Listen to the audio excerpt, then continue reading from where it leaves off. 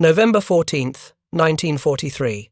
The skies above Bougainville in the Solomon Islands shimmered with the heat of midday as Lieutenant Kanno Naoshi of the Imperial Japanese Navy's elite 204th Air Group rolled his Mitsubishi A6M Zero into a steep climbing turn.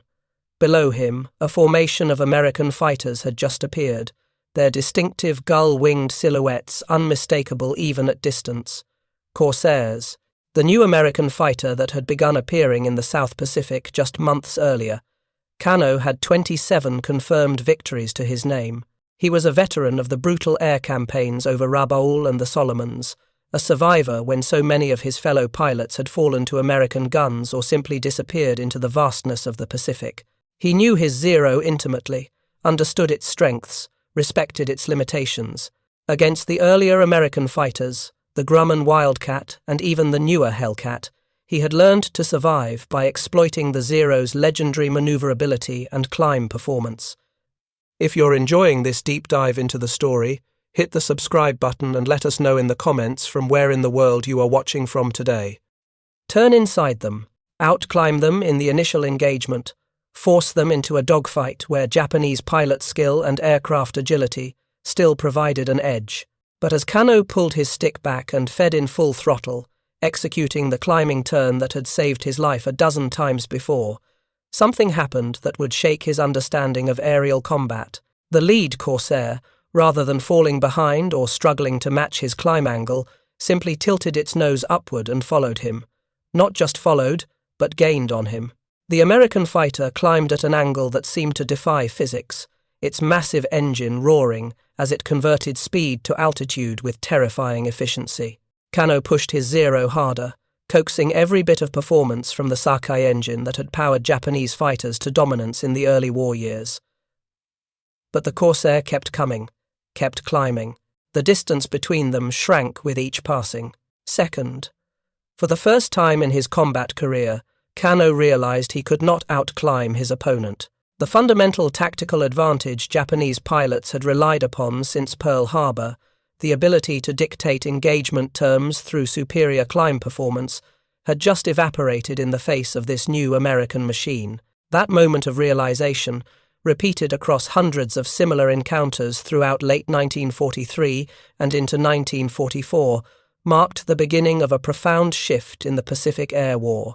The F4U Corsair had arrived, and Japanese pilots who had once controlled the vertical dimension of combat now found themselves facing an opponent that could match them climb for climb, then exceed them in nearly every other performance category that mattered. To understand the shock Japanese pilots experienced when they first encountered the Corsair's climb capabilities, you must first understand the tactical doctrine that had shaped Japanese naval aviation since the 1930s. The concept was elegant in its simplicity and devastatingly effective in execution.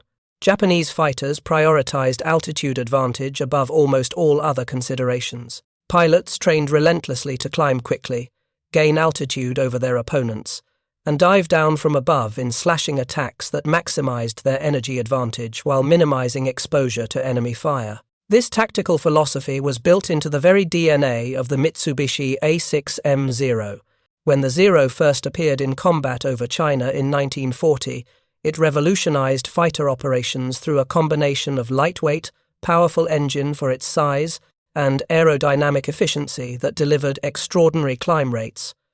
The Nakajima Sakae 12 radial engine produced only 940 horsepower, modest by later war standards, but the Zero's empty weight of just 3,704 pounds meant it boasted an exceptional power-to-weight ratio.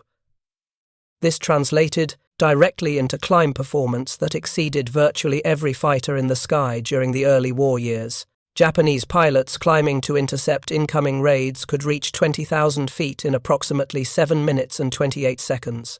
This might seem slow by later standards, but in 1941 and early 1942, it was among the best climb rates of any operational fighter worldwide. More importantly, the Zero could maintain energy throughout its climb, arriving at altitude with sufficient speed to immediately engage in combat maneuvering rather than wallowing at the edge of a stall. The tactical advantages this provided were immense.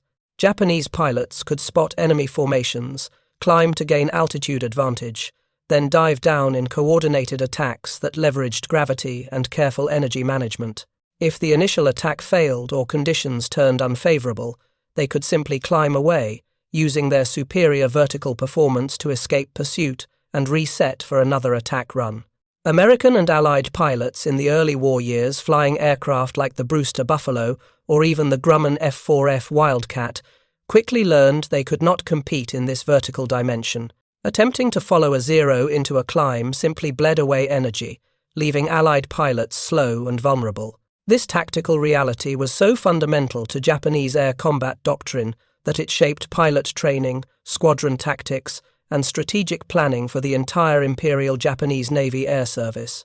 New pilots learned to think vertically first, always seeking altitude before committing to combat. The unwritten rule was simple. The pilot with altitude advantage controlled the engagement. He could choose when to attack, when to disengage, when to press an advantage or abandon a deteriorating situation. The Zero gave Japanese pilots this freedom of choice, and they exploited it ruthlessly throughout the opening years of the Pacific War. By mid-1942, American pilots had developed counter-tactics that emphasized avoiding turning fights with Zeros and instead using hit-and-run diving attacks. The Thatch Weave, developed by Lieutenant Commander John Thatch, helped Wildcat pilots survive through mutual support rather than trying to match Zero performance. But even these clever tactical solutions could not overcome the fundamental performance gap in climb rate. Japanese pilots still controlled the vertical dimension, still dictated engagement terms, still held the initiative in too many encounters. The statistics from early Pacific air battles reflected this advantage clearly. Japanese pilots consistently achieved favorable kill ratios not because they were superhuman or because American pilots lacked courage, but because they flew a machine optimized for the tactics they employed and operated according to a doctrine that maximized their aircraft's strengths. The Zero's climb performance was the foundation upon which this entire tactical system rested. When that foundation finally crumbled under the weight of the Corsairs' superior capabilities, the psychological and tactical shockwaves rippled through Japanese naval aviation with devastating consequences. The development of the F4U Corsair began in 1938 when the United States Navy issued a request for proposals for a new carrier-based fighter that would exceed the performance of existing designs by a substantial margin. The Navy wanted speed, firepower, and performance margins that would ensure American pilots could dominate any potential opponent. Chance Vought Aircraft's design team, led by Chief Engineer Rex Beisel, responded with a revolutionary design that would become one of the most distinctive and formidable fighters of World War II. The heart of the Corsair was the Pratt & Whitney R2800 double Wasp 18-cylinder radial engine, the same power plant that would drive several of America's most successful wartime aircraft. This massive engine produced 2,000 horsepower in early versions and up to 2,250 horsepower in later variants. To put this in perspective, the Corsair's engine generated more than double the horsepower of the Zero's Sakai engine while weighing only approximately 2,000 pounds fully installed. This power plant represented the cutting edge of American aviation engine technology, incorporating sophisticated supercharging, reliable fuel injection, and robust construction that could withstand tremendous abuse and still deliver consistent performance. But raw power meant nothing without a propeller capable of efficiently converting that power into thrust. The R2800's massive output required a propeller with large diameter to absorb the available horsepower without exceeding efficient tip speeds. Beisel's team calculated they needed a 13-foot 4-inch diameter propeller, the largest ever fitted to a fighter aircraft at that time. This created an immediate and seemingly insurmountable problem. A propeller of that size, mounted on a conventional straight-wing fighter design with the length of landing gear practical for carrier operations, would strike the deck during takeoff and landing as the aircraft rotated. The solution was both elegant and distinctive. Beisel's engineers designed an inverted gull-wing configuration that raised the wing roots higher above the fuselage, allowing shorter, lighter landing gear while still providing adequate propeller clearance. The wings bent downward at a sharp angle from the fuselage, then straightened out for the remainder of their span. This distinctive shape became the Corsair's visual trademark, making it instantly recognizable from any angle. The gull-wing design also reduced drag at the wing fuselage junction and allowed the landing gear to retract straight back into the lowest point of the wing, further optimizing aerodynamic efficiency. The result was an aircraft that looked aggressive, even sitting still on the ramp. The long nose stretched forward, accommodating the massive R2800 and its associated systems. The cockpit sat far back, giving the Corsair its characteristic long nose appearance that would later cause visibility problems during carrier landings. The wings swept down from the fuselage in that unmistakable gull shape, then extended outward with a pronounced dihedral angle. Everything about the design spoke of power and purpose. The prototype XF4U first flew on May 29, 1940. Test pilot Lyman A. Bullard Jr. lifted off from Stratford, Connecticut, and immediately recognized he was flying something extraordinary. The Corsair accelerated like no fighter before it, the massive propeller clawing through the air as the R2800 delivered its prodigious power. During early flight testing, the prototype achieved a top speed of 405 miles per hour in level flight, making it the first American single-engine fighter to exceed 400 miles per hour. This performance was revolutionary, substantially faster than any operational fighter flying in 1940 and competitive with advanced German designs still on drawing boards. But speed alone did not make the Corsair formidable. The combination of power and relatively light wing loading gave the aircraft extraordinary climb performance that would fundamentally change tactical equations in the Pacific. Engineers calculated that production F4U could climb from sea level to 20,000 feet in just 7 minutes and 7 seconds under combat power settings. This matched or exceeded the Zero's climb rate to the same altitude, despite the Corsair being substantially heavier and carrying significantly more armament, armor protection, and fuel. The Corsair's climb performance became even more impressive at higher altitudes, where the R2800's two-stage supercharger maintained power output that single-stage engines could not match. 1,000 feet, where much of the high-altitude intercept combat occurred, the Corsair could outclimb virtually every Japanese fighter in operational service. The psychological impact on Japanese pilots who had built their entire tactical doctrine around altitude advantage would prove devastating. Production Corsairs rolled off assembly lines beginning in June 1941, though numerous teething problems with the design delayed operational deployment. The long nose created visibility problems during carrier approaches. The stiff landing gear caused bouncing during carrier landings. The aircraft exhibited a nasty tendency to stall without warning during slow-speed maneuvering near the deck. These issues led the Navy to initially restrict Corsair operations to land-based squadrons while carrier suitability problems were resolved. The United States Marine Corps, desperate for high-performance fighters to support their island campaigns and less concerned about carrier suitability, since Marine squadrons typically operated from land bases, enthusiastically adopted the Corsair. The first Marine squadron to receive F4US was VMF 124, which began transitioning to the type in September 1942. By February 1943, VMF 124 deployed to the Solomon Islands, bringing the Corsair into combat for the first time in the Pacific theater. The Corsair carried fearsome armament that reflected American design philosophy, emphasizing overwhelming firepower. 6 Browning M2 50-caliber machine guns were mounted in the wings, 3 per side, each capable of firing 850 rounds per minute. With approximately 400 rounds per gun in early models, Corsair pilots could deliver approximately 27 seconds of sustained fire. The 50-caliber Browning fired a heavy projectile with excellent ballistic characteristics, capable of inflicting catastrophic damage on aircraft structures, engines, and fuel systems. The combined weight of fire from all 6 guns could literally tear apart enemy aircraft in seconds of concentrated shooting. To Japanese pilots accustomed to the Zero's lighter armament, 2 20mm cannon and 2 7.7mm machine guns, the Corsair's firepower was overwhelming.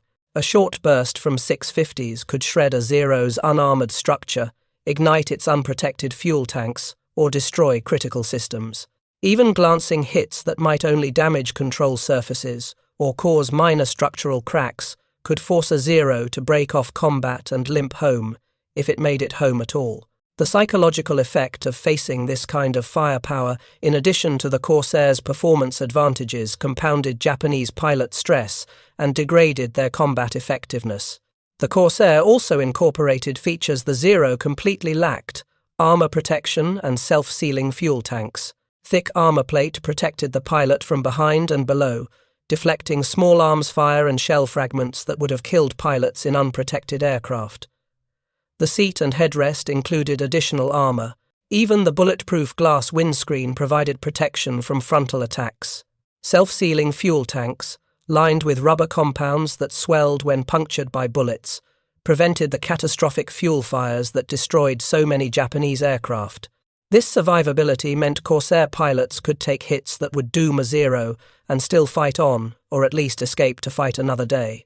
American pilots increasingly trusted their aircraft to protect them, a confidence that translated into more aggressive tactics and better combat results. Japanese pilots, by contrast, flew, knowing a single well-placed burst could mean instant death in a flaming aircraft with no time to bail out.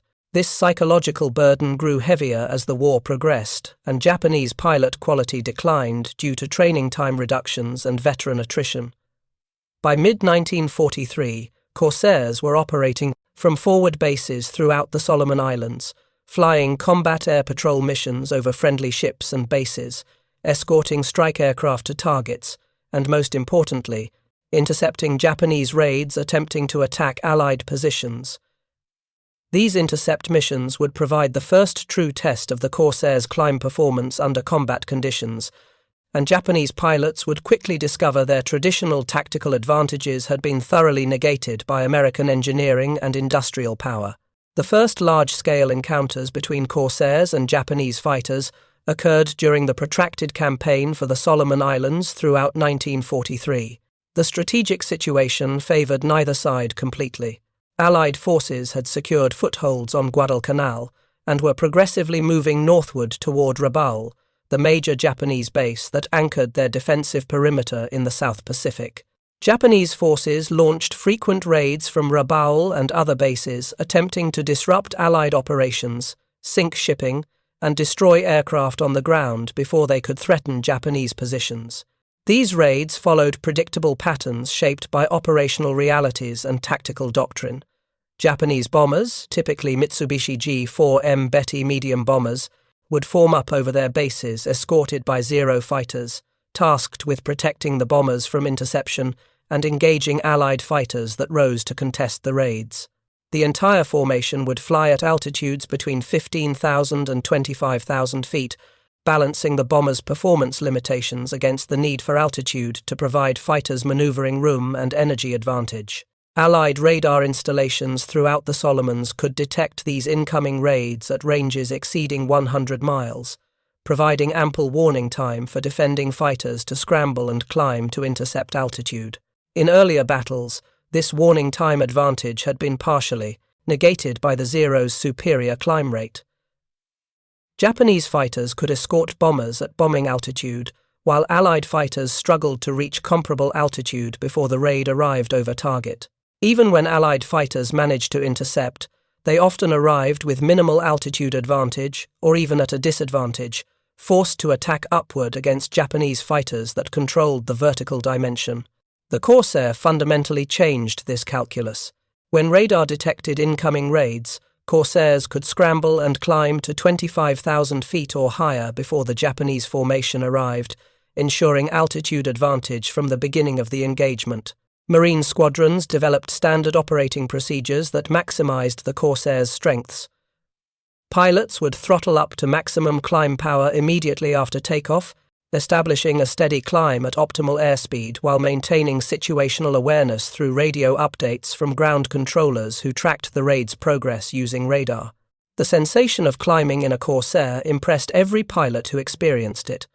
The massive R2800 engine produced a deep, thunderous roar that resonated through the airframe. The nose angled sharply upward, the horizon dropping away as the aircraft clawed for altitude with urgent purpose. The rate of climb indicator needle would settle at 3,000 feet per minute or higher. If you find this story engaging, please take a moment to subscribe and enable notifications.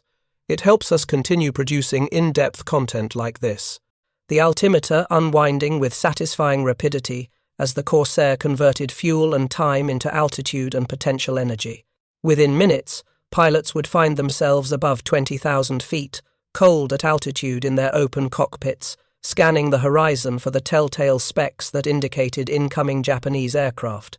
Japanese pilots approaching their targets would suddenly spot American fighters above them, already in position to attack rather than struggling to climb into the fight.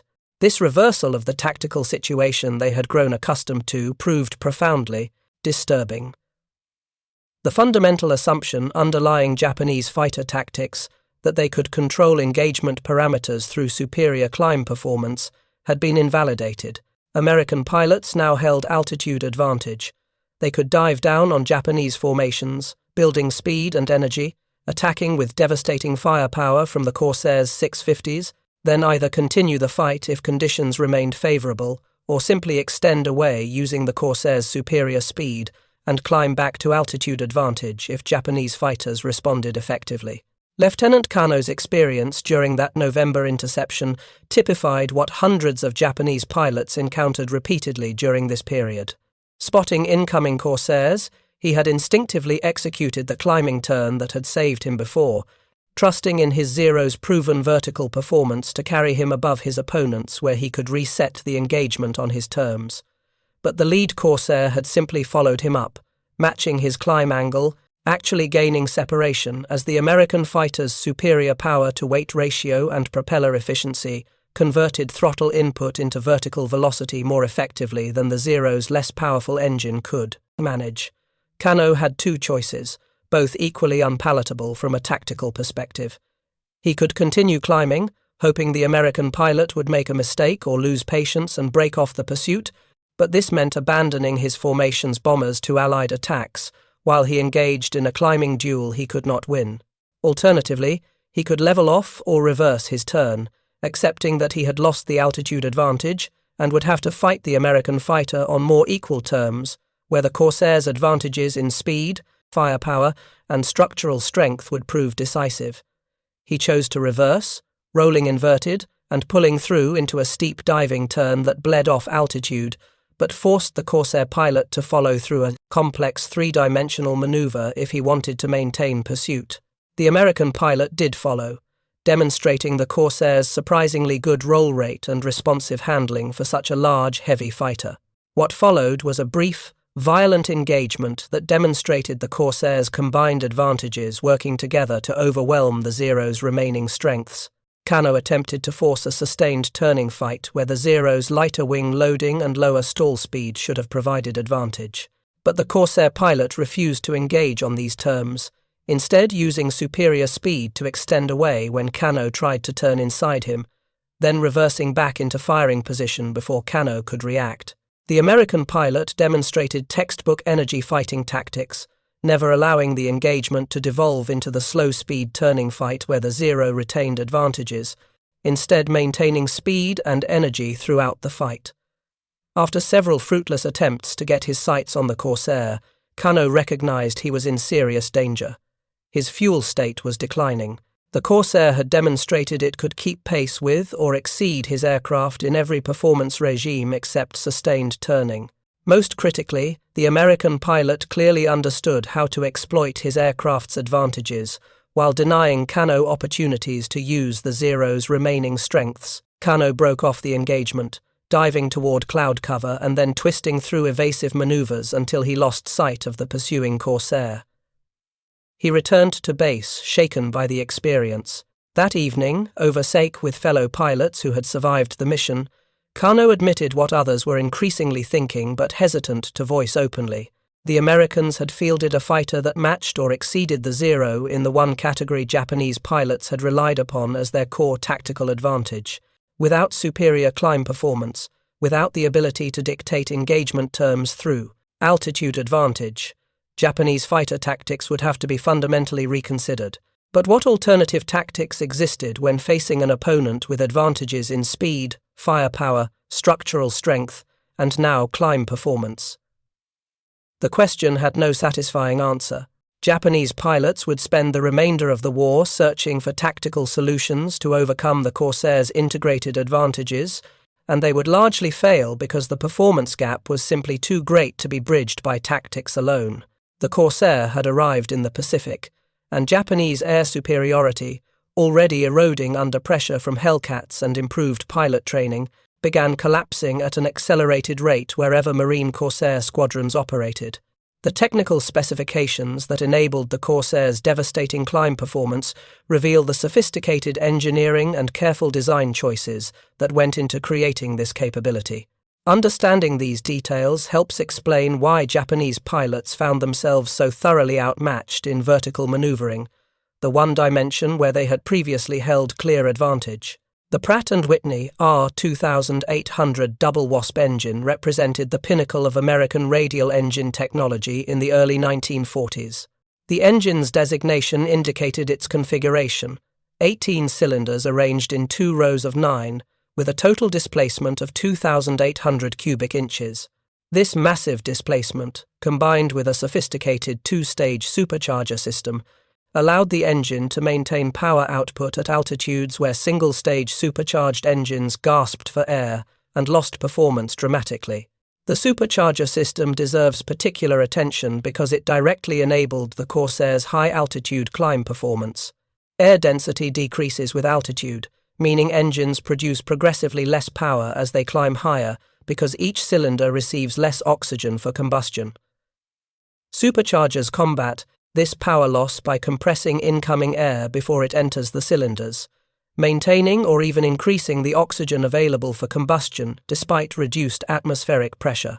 The R2800's 2-stage system used 2 separate compressor stages in series. The first stage provided initial compression, then an intercooler reduced the temperature of the compressed air to increase its density further. The second stage provided additional compression, delivering highly compressed, relatively cool air to the cylinders. This sophisticated system allowed the R2800 to maintain 2,000 horsepower at altitudes approaching 20,000 feet, where single-stage engines like the Zero's Sakai could barely produce half their rated sea-level power. This power advantage translated directly into climb performance through basic physics. An aircraft climbs by converting engine power into potential energy, lifting its mass against gravity. The rate at which it can climb depends on excess power available after overcoming drag in level flight. The Corsair's massive power output, especially at altitude, meant substantial excess power remained available for climbing even after accounting for the drag generated by the aircraft moving through the air. The propeller design contributed significantly to converting this power into thrust efficiently. The Hamilton Standard hydromatic propeller used 4 blades rather than the 3-blade designs common on earlier fighters. Each blade could be adjusted in pitch angle through a sophisticated hydraulic system that automatically optimized blade angle for current flight conditions. During climb, the propeller would automatically adjust to a finer pitch that allowed the engine to rev higher and produce maximum power while still generating efficient thrust. The propeller's 13-foot 4-inch diameter meant substantial disk area that could accelerate large volumes of air rearward, generating thrust through Newton's third law. Larger propellers generate more thrust for a given horsepower input compared to smaller diameter propellers, though they impose weight and drag penalties that must be carefully managed in overall aircraft design. The Corsair's distinctive gull wing allowed this oversized propeller to be fitted while still maintaining practical landing gear length, a design integration that proved crucial to the aircraft's overall performance. The Corsair's aerodynamic design contributed to climb performance through reduced drag. The inverted gull wing configuration minimized drag at the wing fuselage junction, where conventional straight wings created turbulent airflow and parasitic drag. The retractable landing gear folded cleanly into the wings, closing with flush-fitting doors that presented smooth surfaces to airflow. The cowling around the R2800 engine incorporated careful attention to cooling airflow management, allowing adequate cooling for the powerful engine while minimizing the drag that cooling airflow typically generated. Even details like the external surface finish received attention. Flush riveting throughout the airframe reduced the small-scale turbulence that rough surfaces generated, decreasing total drag by measurable amounts. The canopy design, though it created visibility problems for carrier operations, fared smoothly into the fuselage to minimize drag. Every aspect of the design reflected careful attention to reducing unnecessary drag that would otherwise rob the aircraft of performance. The result was an aircraft with an exceptionally clean aerodynamic configuration for its size and power. In practical terms, this meant more of the R2800's 2,000 horsepower went into useful thrust, rather than being wasted overcoming unnecessary drag. This translated directly into the rapid climb rates that so impressed and disturbed Japanese pilots who encountered Corsairs in combat. Weight management also played a crucial role in the Corsairs' climb performance, while the aircraft weighed substantially more than the lightweight Zero, approximately 9,200 pounds empty, versus the Zero's 3,704 pounds. The Corsair's weight was reasonable given its size, structural strength, protective features, and fuel capacity. The power-to-weight ratio at combat weight, approximately 0.22 horsepower per pound, exceeded the Zero's approximately 0.19 horsepower per pound, despite the substantial weight difference. This superior power-to-weight ratio meant the Corsair could accelerate more rapidly both horizontally and vertically. When a pilot pulled back on the stick and fed in full power to initiate a climb, the excess thrust available, after overcoming the aircraft's weight and drag, drove rapid acceleration upward. The Zero, with its lower absolute power and less favorable power-to-weight ratio once fuel and ammunition loads were considered, simply could not match this vertical acceleration regardless of pilot skill or tactical creativity. Japanese engineers and pilots who studied captured Corsairs or examined wrecks recovered after crashes noted these technical features with professional interest and considerable concern. The integrated nature of the design impressed them particularly. American designers had not simply bolted a powerful engine onto an existing airframe and hoped for good results. Instead, they had carefully engineered every aspect of the aircraft to work together harmoniously, creating a weapon system where each component enhanced the other's effectiveness. The massive engine required the distinctive gull wing, which allowed the efficient large-diameter propeller, which converted the engine's power into thrust effectively, which combined with clean aerodynamics and careful weight management to deliver the climb performance that was shattering Japanese tactical doctrine. No single feature alone created the Corsair's dominance. Rather, it was the sophisticated integration of multiple advanced features into a coherent whole that made the aircraft so formidable and so difficult for Japanese forces to counter effectively. The numbers that began accumulating in squadron combat reports throughout late 1943 and into 1944 told a story of systematic air superiority that validated the Corsair's design philosophy, shattered Japanese assumptions about maintaining competitive aerial combat capability through pilot skill and tactical innovation alone. Marine squadrons flying F4US compiled kill ratios that exceeded even the impressive records of Navy Hellcat units, though the smaller number of Corsair squadrons meant their absolute kill totals remained lower than the more numerous Hellcat force. By the time the war ended in August 1945, Corsair pilots had destroyed over 2,000 Japanese aircraft in air-to-air combat.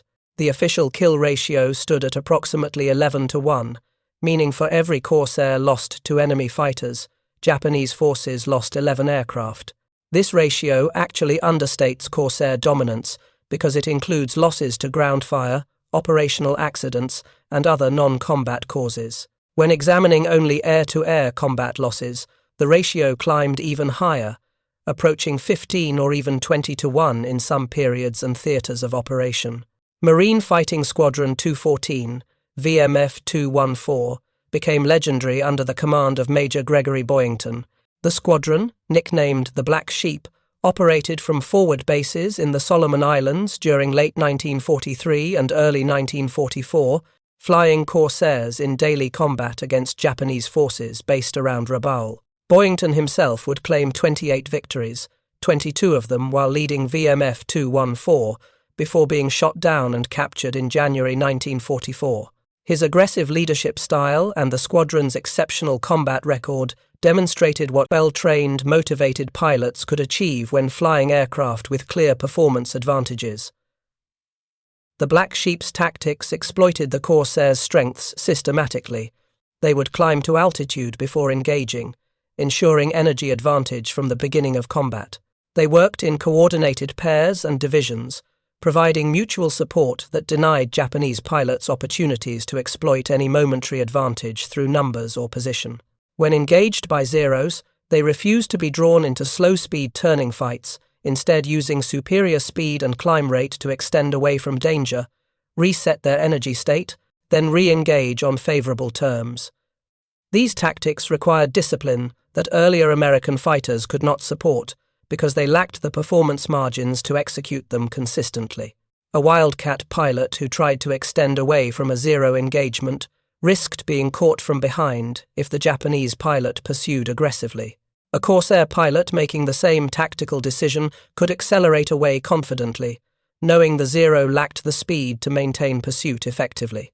This tactical flexibility translated directly into better survival rates and higher kill ratios, because Corsair pilots could choose when to fight and when to disengage based on circumstances rather than being forced to accept whatever tactical situation developed. VMF 214 claimed 94 confirmed enemy aircraft destroyed during their first combat tour, with an additional 30 probable victories and 52 aircraft destroyed on the ground. These numbers reflected intensive combat operations flown under difficult conditions from primitive forward bases, where maintenance challenges, supply difficulties, and enemy bombing raids complicated daily operations. Yet the squadron maintained high sortie rates and combat effectiveness throughout their deployment, testimony to both the Corsairs' reliability and the dedication of Marine ground crews who kept the aircraft flying under adverse circumstances. Other Marine squadrons compiled similarly impressive records. VMF 215, operating from the Russell Islands and later from bases closer to Rabaul, claimed 137 confirmed victories by the end of 1944. VMF 221 added another 185 confirmed kills during their multiple combat tours. These numbers accumulated mission by mission, engagement by engagement, as Marine pilots intercepted Japanese raids, escorted strike aircraft to targets, and flew offensive sweeps over enemy territory, seeking opportunities to engage Japanese fighters under favorable conditions. The consistency of Corsair performance across multiple squadrons, different operational areas, and varied tactical situations demonstrated that the aircraft's advantages were fundamental rather than situational. Whether operating from Guadalcanal, from carriers after carrier suitability problems were resolved, or from newly captured island bases, Corsairs consistently dominated Japanese opposition. The climb performance that initially shocked Japanese pilots proved equally valuable in every operational context, because vertical maneuvering remained fundamental to fighter combat, regardless of specific tactical situations. Japanese loss rates accelerated dramatically wherever Corsairs appeared in strength. Air battles that might have been relatively equal exchanges in earlier periods became one-sided massacres, as American numerical superiority combined with clear aircraft performance advantages. Japanese formations attempting to attack Allied positions would lose 5, 10, sometimes 15 aircraft in a single engagement, while inflicting minimal losses on defending Corsairs. These unsustainable attrition rates forced Japanese commanders to make increasingly desperate tactical decisions that rarely improved outcomes and often made situations worse. The human dimension of these statistics revealed itself in pilot accounts from both sides that provided insight into how the Corsairs' technical advantages translated into psychological dominance and tactical superiority in actual combat conditions. American pilots who transitioned from earlier fighters to Corsairs universally praised the new aircraft's capabilities, particularly its climb performance and the confidence this capability inspired. Captain Joseph Foss, a Marine ace who had compiled 26 victories flying Wildcats from Guadalcanal, later evaluated the Corsair and noted its superior performance in nearly every category. He observed that the Corsair could do everything the Wildcat could do, only better and faster. The climb rate particularly impressed him because it fundamentally changed the tactical calculus. Where Wildcat pilots had to carefully manage energy and position to avoid being caught at a disadvantage by climbing zeros, Corsair pilots could simply light the afterburner, figuratively speaking, and climb away from trouble while maintaining sufficient speed to remain combat effective throughout the maneuver. Lieutenant Robert Hansen of VMF 215 scored 25 confirmed victories in just 6 months of combat operations during 1943 and 1944 before being killed in a ground attack mission. His combat reports consistently noted the Corsair's exceptional vertical performance. In one engagement, Hansen reported executing a nearly vertical climb to evade 4 Zeros that had achieved position advantage through a surprise attack. The Zeros attempted to follow but fell away as their engines lost power at altitude and in the steep climb angle. Hansen reversed at the top of his climb, rolled inverted, and dove back down on the now vulnerable Japanese fighters from above, destroying 2 before the survivors fled. This type of engagement, repeated thousands of times throughout the Pacific War's latter years, demonstrated the Corsair's integrated advantages working together. The climb performance provided escape from immediate danger. The structural strength allowed aggressive maneuvering without fear of structural failure. The powerful engine maintained performance throughout the climb. The superior speed enabled the diving attack that followed. The heavy armament destroyed Japanese aircraft quickly when hits were achieved. No single advantage alone would have proven decisive, but the combination was devastating. Marine pilots developed profound trust in their Corsairs that translated into aggressive tactics and sustained high sortie rates. They knew the aircraft would protect them through armor and self-sealing tanks if they took hits. They knew it would outperform Japanese opponents in the critical categories that determined engagement outcomes. This confidence created a positive feedback loop where aggressive flying produced successful engagements, which reinforced confidence, which encouraged even more aggressive tactics that exploited the Corsair's advantages fully. Japanese pilot accounts from this period reflected mirror-image perspectives of growing fear and declining confidence. Veteran pilots like Saburo Sakai, who survived the entire war despite being severely wounded in 1942, later wrote about the psychological impact of facing Corsairs and Hellcats that could match or exceed Japanese aircraft in every performance category. Sakai noted that Japanese pilots had entered the war confident in their superior training, combat experience, and aircraft performance. By 1944, all 3 advantages had evaporated. American pilots now received training equal to or better than Japanese pilots received even in the pre-war years when training standards remained high. Combat experience meant less when aircraft performance gaps allowed less experienced pilots to survive and gain experience while Japanese pilots died before accumulating similar experience. And aircraft performance now clearly favored American designs in every category, except sustained turn rate, which clever American tactics effectively negated as a decisive factor. Other Japanese survivors expressed similar sentiments in post-war interviews and memoirs. The recurring theme was shock at how quickly American industrial and engineering capabilities had caught up to and surpassed Japanese achievements. The Zero had dominated in 1941 and 1942 because it represented the culmination of Japan's fighter development efforts and faced opponents flying inferior or obsolescent aircraft.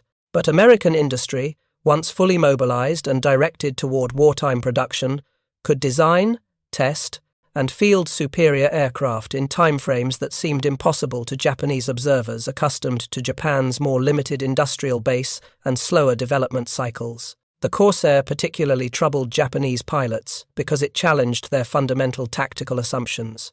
A Zero pilot engaging a Wildcat knew he held advantages in climb, turn, and potentially speed depending on altitude and conditions. He could rely on these advantages to create tactical opportunities and escape from unfavorable situations. Against a Corsair, those assumptions no longer applied. The American fighter could outclimb, outrun, outdive, and outshoot the Zero. The only remaining Japanese advantage, sustained turn rate at low speeds, required forcing the Corsair pilot into a specific tactical situation that skilled American pilots simply refused to accept. Japanese training materials from 1944 reflected this changing reality. Where earlier training documents had emphasized aggressive tactics and confident engagement of enemy fighters, later documents adopted increasingly defensive tones.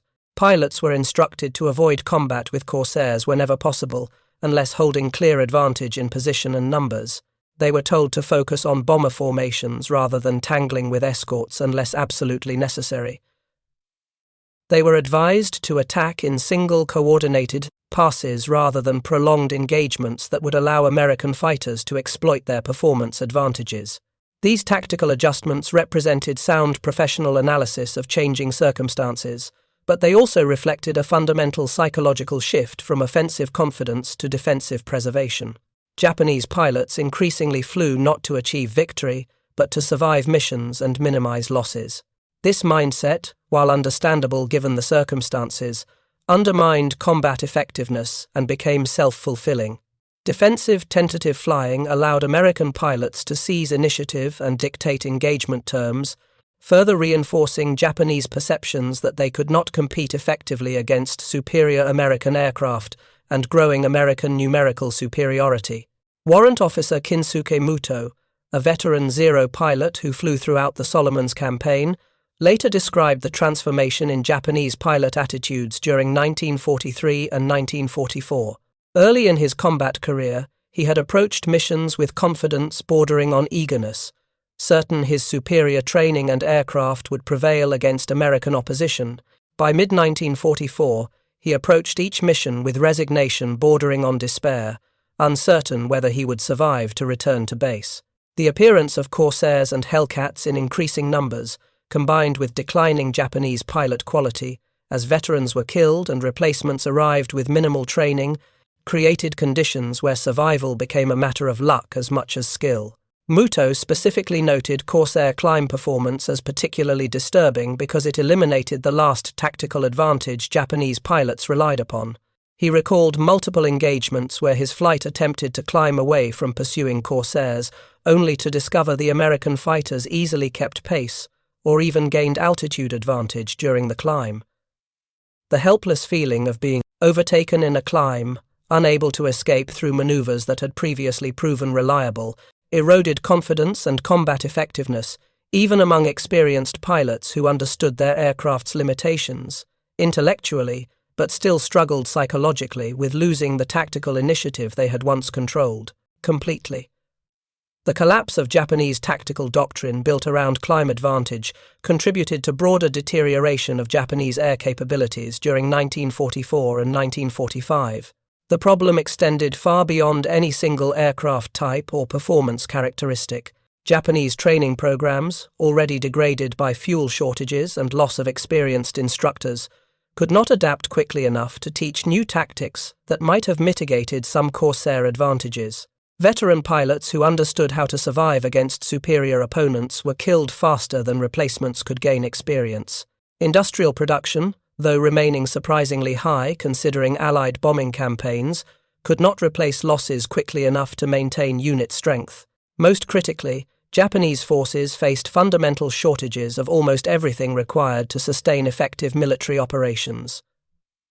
Fuel stocks dwindled as American submarines strangled maritime supply lines. Spare parts became increasingly scarce. Pilot attrition exceeded replacement rates by wide margins. This combination of industrial, logistical, and personnel challenges would have proven difficult, even with aircraft competitive with American types. With Japanese fighters now clearly inferior to American opponents in most meaningful performance categories, the situation became hopeless, regardless of tactical innovations or individual pilot courage and skill. The strategic implications of Corsair air superiority extended well beyond tactical considerations in individual air battles. Allied amphibious operations throughout the Pacific relied absolutely on air superiority to protect invasion fleets, suppress enemy shore defenses, and provide close air support to troops fighting ashore. Without air superiority, operations like the Marianas Campaign, the Philippines invasion, and ultimately the assaults on Iwo Jima and Okinawa would have been far bloodier or possibly infeasible entirely. Corsairs contributed decisively to achieving and maintaining this air superiority. Marine squadrons flying from newly captured island bases could provide continuous combat air patrol over Allied positions, intercepting Japanese raids before they reached vulnerable ships and ground installations. The Corsairs' long range, enabled by large internal fuel capacity and efficient aerodynamics, allowed extended patrol times that meant fewer aircraft could maintain continuous coverage of larger areas. This operational flexibility multiplied the strategic impact of each squadron beyond what their nominal aircraft numbers suggested. The carrier variants of the Corsair, once carrier suitability problems were resolved through improved pilot training and minor design modifications, allowed Navy carriers to field a fighter with performance exceeding the already impressive Hellcat. Some carriers operated mixed air groups with both Hellcats and Corsairs, providing operational flexibility and even greater performance margins against Japanese opposition. The psychological impact on Japanese forces of seeing two different American fighters, both clearly superior to the best Japanese could field, undermined morale and reinforced perceptions that further resistance was futile. The Great Marianas Turkey Shoot of June 1944, where American carrier aircraft destroyed more than 300 Japanese planes in a single day of intense combat, included numerous Corsairs among the victorious American fighters. Though Hellcats claimed the majority of kills due to larger numbers, Corsairs contributed significantly to the lopsided victory that effectively ended Japanese carrier aviation as a strategic threat. The climb performance that enabled Corsairs to quickly reach intercept altitude meant they could engage multiple waves of incoming Japanese attacks, shooting down aircraft, landing to rearm and refuel quickly, then launching again to intercept follow-on raids. This operational tempo was sustainable only because of the Corsairs' reliability, ease of maintenance, and the efficiency of American carrier operations. Japanese forces attempting similar, sustained, high-tempo operations would have encountered mechanical failures, maintenance delays, and logistical shortfalls that degraded combat effectiveness rapidly. American forces, benefiting from superior logistics, abundant spare parts, well-trained maintenance personnel, and aircraft designed for ease of service, could maintain punishing operational schedules that simply ground down Japanese opposition through sustained pressure. By late 1944, Japanese air forces had been so thoroughly depleted and demoralized that conventional aerial combat operations became increasingly rare. Japanese commanders, recognizing they could no longer contest American air superiority through normal fighter operations, began implementing kamikaze tactics that reflected both military desperation and cultural factors unique to Imperial Japan. These suicide attacks aimed to inflict maximum damage using minimal resources, trading untrained pilots and obsolescent aircraft for damage to valuable American warships through guided crashes rather than conventional bombing. The transition to kamikaze tactics represented implicit acknowledgement that Japanese forces could no longer compete with American aircraft through conventional means. If Zero pilots could have successfully engaged Corsairs and Hellcats in normal combat, commanders would have employed them in that role rather than converting them to single-use guided missiles. The prevalence of kamikaze attacks during the Philippines campaign, and especially during the Okinawa battle, demonstrated how completely Japanese conventional air power had collapsed under pressure from superior American aircraft, better trained pilots, and overwhelming numerical superiority. Corsairs played crucial roles in defending against kamikaze attacks, though this defensive mission proved far more challenging than defeating Japanese aircraft in conventional combat. Kamikaze pilots needed only to reach their targets and crash into them, requiring minimal flying skill and no concern for personal survival. Shooting down every kamikaze before it reached the fleet required perfect intercept geometry, accurate gunnery, and sufficient firepower to destroy the target before it closed to ramming range. The Corsairs' climb performance aided these intercepts by allowing rapid response to radar warnings and quick altitude gain to favorable attack positions. However, even with superior aircraft, defending against massed kamikaze attacks pushed American forces to their limits. At Okinawa, during April and May 1945, Japanese forces launched thousands of kamikaze sorties against the American fleet supporting the invasion. Corsairs and Hellcats flying combat air patrol intercepted and destroyed hundreds of attackers, but enough penetrated to inflict serious damage on dozens of ships and sink several destroyers and smaller vessels. The defensive success rate, while impressive from a purely statistical perspective, could not prevent all attacks given the sheer numbers involved and the determination of pilots willing to die to damage their targets. The kamikaze campaign represented the final evolution of the Pacific Air War, from conventional combat where pilot skill and aircraft performance determined outcomes, to desperate attrition warfare where Japanese forces accepted their inevitable defeat but sought to inflict maximum casualties before the end. Corsair pilots flying endless patrol missions over the invasion fleet, vectored by radar controllers to intercept raid after raid of suicide attackers, experienced combat stress different from but equally intense as earlier periods when Japanese aircraft fought conventionally. Marine Captain Kenneth Walsh, who had scored 21 victories flying Corsairs during the Solomons and Marianas campaigns, described the eerie psychological experience of engaging kamikaze aircraft. In conventional combat, both pilots sought to survive while destroying their opponent. The engagement resembled a deadly chess match, where both sides maneuvered for advantage while protecting themselves from enemy attacks. Against kamikazes, the Japanese pilot showed no interest in survival or self-protection, only in reaching the target by any means necessary. This created unsettling tactical dynamics where desperate determination partially compensated for inferior aircraft performance and minimal pilot skill. Despite the challenges, Corsairs and other American fighters maintained air superiority throughout the kamikaze campaign. Japanese forces never regained the ability to launch conventional fighter sweeps or bomber raids without facing overwhelming American fighter opposition. Every kamikaze sortie faced intense resistance from combat air patrol fighters, anti-aircraft fire from ships, and radar-directed intercepts that destroyed large percentages of attackers before they reached their targets. The defensive success rate, while not perfect, proved sufficient to allow American operations to continue despite the kamikaze threat.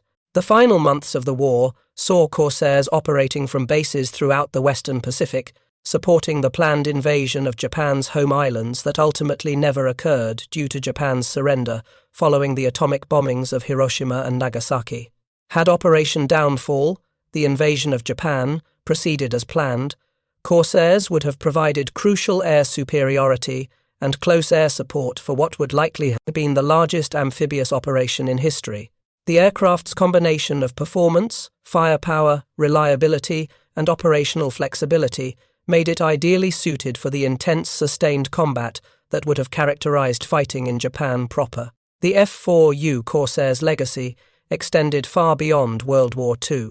The aircraft remained in production until 1952, with over 12,700 examples built by Chance Vought and other manufacturers under license. It served throughout the Korean War, where its load-carrying capability and rugged construction made it valuable for ground attack missions, even as jet fighters assumed the air superiority role. Several nations operated Corsairs into the 1960s, testimony to the basic soundness of the design and its adaptability to evolving mission requirements. But the Corsair's most significant legacy remained its role in destroying Japanese air superiority during the Pacific War. The shock Japanese pilots experienced when they first encountered Corsairs, climbing alongside or even above them, marked a psychological turning point in the air war. Japanese tactical doctrine, built carefully over years of development and validated through early war successes, crumbled when faced with an opponent that negated the fundamental advantage upon which that doctrine rested. Without superior climb performance, Japanese pilots could no longer dictate engagement terms, could no longer disengage from unfavorable combat, could no longer rely on the vertical dimension as their domain.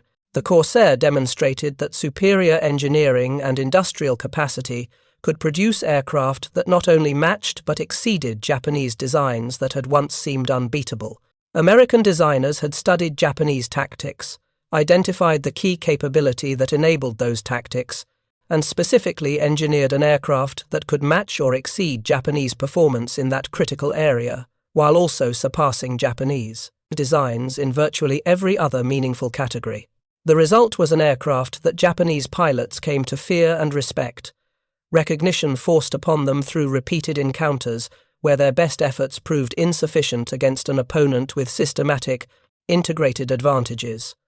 Lieutenant Kanno Naoshi, the veteran pilot who had experienced the Corsairs' climb capabilities so dramatically during that November 1943 interception, survived the war despite losing many of his fellow pilots to combat attrition. In post-war interviews, he spoke thoughtfully about the moment he realized American fighters could match his Zero in climb performance. That realization, he explained, fundamentally altered his understanding of the air war and his chances of survival. Before encountering Corsairs, he had believed Japanese pilots retained sufficient advantages to potentially achieve favorable outcomes despite growing American numerical superiority. After that encounter, he understood the war could only end one way, regardless of individual pilot courage or tactical creativity. Other Japanese veterans expressed similar sentiments. The Corsair represented more than just another fighter aircraft. It symbolized American industrial might, translating into tactical and strategic superiority that Japanese forces could not match or counter effectively, given their resource limitations and industrial disadvantages. The distinctive gull-winged silhouette became synonymous with American air dominance, appearing over battlefields throughout the Pacific as a reminder that Japanese forces no longer controlled the skies that had once belonged to them. For American pilots, the Corsair represented vindication of the design philosophy that prioritized performance, protection, and firepower over weight savings and maneuverability alone. The aircraft proved that fighters could be simultaneously fast, powerful, well-armed, heavily protected, and still retain sufficient handling qualities for effective combat maneuvering. The Corsair's success validated the integrated systems approach to fighter design, where every component was engineered to support overall mission effectiveness rather than optimizing individual characteristics in isolation.